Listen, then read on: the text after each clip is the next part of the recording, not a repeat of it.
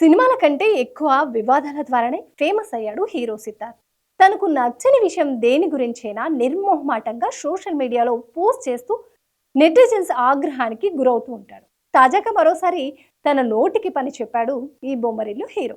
ప్రస్తుతం సిద్ధార్థ్ నటిస్తున్న చిత్రం మిస్ యూ.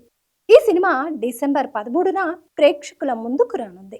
రిలీజ్ డేట్ దగ్గర పడుతుండడంతో ప్రమోషన్స్ వేగవంతం చేసిన సిద్ధార్థ్ వరుస ఇంటర్వ్యూలు ఇస్తూ సినిమాపై మరింత హైప్ను క్రియేట్ చేస్తున్నాడు.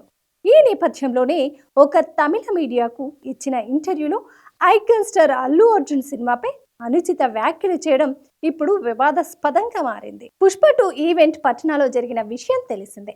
పట్నాలో జరిగిన పుష్ప 2 ఈవెంట్ కు జనాలు భారీగా తల్లి వచ్చారు. ఇందుకు సంబంధించిన వీడియోలు సోషల్ మీడియాను షేక్ చేశాయి. ఒక తెలుగు హీరో బీహార్ వచ్చాడని తెలిసి అంతమంది జనాలు రావడం ఒక రికార్డ్ అని చెప్పవచ్చు.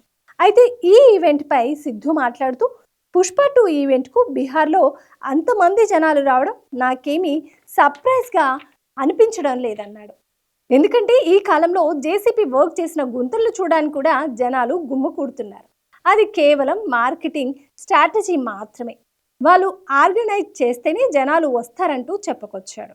అంతటితో ఆగకుండా మన ఇండియాలో జనాలు వస్తే అది గొప్ప విషయం కాదని, ఆ లెక్కన దేశంలో అన్ని రాజకీయ పార్టీలకు ప్రజలు వస్తారు, అలానే అందరూ గెలవరు కదా అంటూ చెప్పుకొచ్చాడు.